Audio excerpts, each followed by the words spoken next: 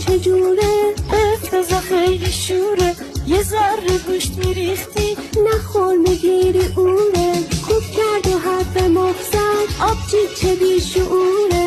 عروسمون نوبره دست با چه دفتی کوره.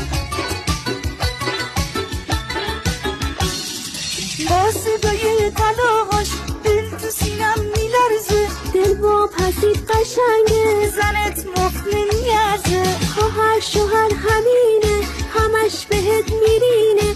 عاشقمه داداشش چشم نداره